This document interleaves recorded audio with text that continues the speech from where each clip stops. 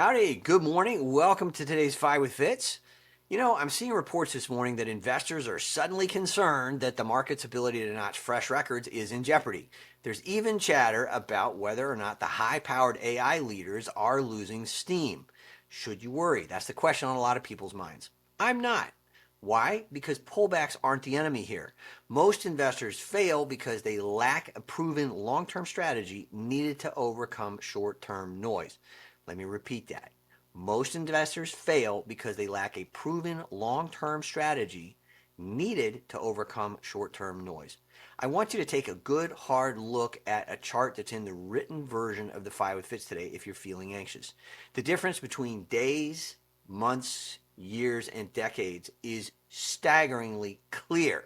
And it's something, that you want to burn into your brain because it's going to give you a huge advantage. So here's my playbook today. Number one, winners take all and leaderboards don't lie. I'm hearing a litany of yowling from my favorite bunch of armchair analysts and pundits right now about how narrow the markets are getting, a reference to how concentrated the leaderboard actually is. And the clickbait artists are, of course, jumping all over this. So is the social media crowd. They forget their history. It is entirely normal for the markets to be very concentrated at key points in time. Usually, I might add, when there's big change on the horizon, like now. Now, I know that sounds scary until you really think about it. So think about it. The markets always align with and concentrate in the dominant industries of their time. Railroads, steel, the oil barons in the 1800s, semiconductors in the 1980s, dot-com leaders in the 90s, and now AI. This isn't unusual. Now, if you really want to drive this point home, take the 1950s, for instance. GM, Standard Oil, AT&T, GE, and DuPont, I think, were the largest by market cap at a time when the top 10 companies accounted for 40% or more of the S&P 500's market cap during the decade. I mean, that's a big number, right? There were even times when GM and AT&T alone comprised 5 to 10% of the total market cap all by themselves. Now, the other thing to think about that drives people crazy when they do, but it's a good thing, is that for every one of those narrow markets, those things ultimately widened as the leaders dragged the rest of the economy forward. And AI is no different in that regard either. That's why those who embrace it and invest in it will have unprecedented profit potential, in my humble opinion. Those who don't, won't. Simple as that. Remember where we are in history. We stand on the cusp of a sixth wave. Now take a good look. Again, go to the written version of the Five with Fitz and burn that chart into your brain because it's an important one. Always remember that missing opportunity is more expensive than trying to avoid risks you can't control. Here's an investing tip from this department. People are naturally resistant to change, especially when it's happening right in front of them. Now, the world's most successful investors, on the other hand, embrace it because innovation and change are two of the most consistent and biggest profit potential creators on the planet. That's why, of course, I continually encourage you to take a page from the very same playbook. Number two, is Oracle done for or is it a sleeper? Shares are down this morning, and the boffins are busy telling you that the company's $18 billion bond sale has sparked caution. Did it, and is it? Well, as usual, there's more to the story. Oracle raised $18 billion across 6 tranches of bond, including a rare 40-year bond, but nearly $88 billion worth of orders came in. So, yeah, you're hearing that right. There was roughly 5x more demand for the bonds than there were bonds on offer. That doesn't happen by accident. CEO Safra Catz knows exactly what she's doing, and I'll bet dimes to dollars that founder Larry Ellison is closely involved.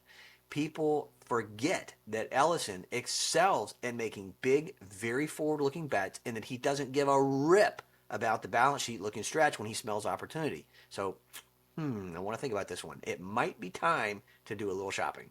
How? Well, the stock itself, of course, but also calls, which are options that prices, a bet that options, I've read lips today. Calls, which are an options bet that prices rise. They might work out really well. Number 3 today, Musk 1, naysayer 0. Again. Elon Musk said briefly and recently on Tesla stock surge, quote, a lot of people thought Tesla stock would collapse as tax credits ended this month. Guess not, end quote. I think it's a mic drop moment. Tesla has returned 2,355% over the past 10 years. That's enough to turn every $1,000 invested back then into $24,550 today. The S&P 500, by comparison, has returned 242.6%. Now, I've said it before, and I'll say it again. betting against Musk today is like betting against the late Steve Jobs back in the day. I personally can't help feeling a little vindicated. Wall Street and scores of pundits wasted no time telling you that the so-called end of EV tax credits was going to be the breaking point for Tesla. I told you it would give the company new legs. Well, you know how that story's playing out. My POV is very simple. I continue to believe Tesla could 3 to 5x over the next few years, maybe more. Number 4 today, Google plus Cipher equals lease now, lead never. Now, there's all sorts of plays on words here, but talking about digging for digital gold. Cipher has made its name mining Bitcoin. Now it wants to reinvent itself as a landlord to the AI gold rush. Google is taking a 5.4% stake in Cipher mining, not by writing a check, but by snagging warrants as part of a $3 billion 10-year AI hosting deal. Now, the arrangement reportedly locks in 168 megawatts of power at Cipher's Lake Barber site in Texas, with options that, if my memory is correct, could swell the contract to $7 billion, right? Google has even agreed to backstop $1.4 billion in lease obligations to grease the skids, so to speak, or the financing wheels, if you will. On the surface, this looks like a very smart pivot because it appears that Google wants to hitch its AI wagon to data center scale without the capital expenditures, right? So, if that's true, ask yourself, why is it that Google's been late to nearly every party that matters right now? Chips, AI infrastructure, cloud efficiency, and more. And now it wants to pay someone else to host the gear? I mean, this seems a lot like claiming you're a power lifter, but you're paying another athlete to do the squats. Don't get me wrong, Google/Alphabet has done very well for those who own it, particularly if they're long-term investors. I personally, based on how I see the world, just think that there are bigger, tastier fish to fry. Simple as that. Keith's investing tip. In this department, many investors confuse deals like this with real progress when in fact they're just keeping up with the Joneses, so to speak. Buy the best, ignore the rest. Applies. Even when you're talking about Google and Alphabet, in my humble opinion. And number 5 today, sorry SAP, but Palantir will continue to eat your lunch. The EU has just opened an antitrust probe into SAP's on-premise software business. Now, predictably, shares have dropped and management has trotted out the usual, hey, we're compliant line. And most investors yawned, right? Here's the thing. Legacy ERP is sticky, meaning that the companies who use it can't just rip it out without incurring massive cost, tremendous upheaval, and risk to their operations. So, instead of tearing down these 30-year-old software stacks, they're going to wall them off with abstraction layers, aka band-aids. Or they're simply going to turn to a company like Palantir to make sense of it all.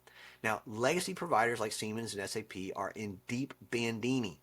Palantir has returned 394%, 2,363%, and 1,820% over the past 1, 3, and 5 year periods. The S&P, by comparison, has turned in roughly 15.4%, 79.24%, and I think about 103% over the same time frame.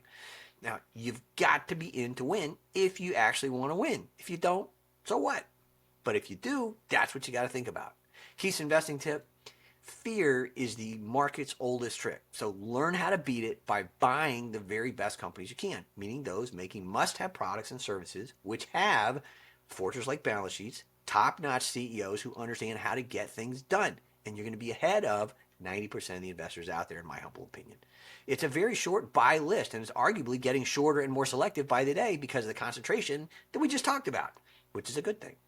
Now, I trust you're thinking similarly. Doing so is a huge investing edge that can really pay off over time. And that's something the OBA family knows all too well. I'll be here, of course, if you need me or that's helpful.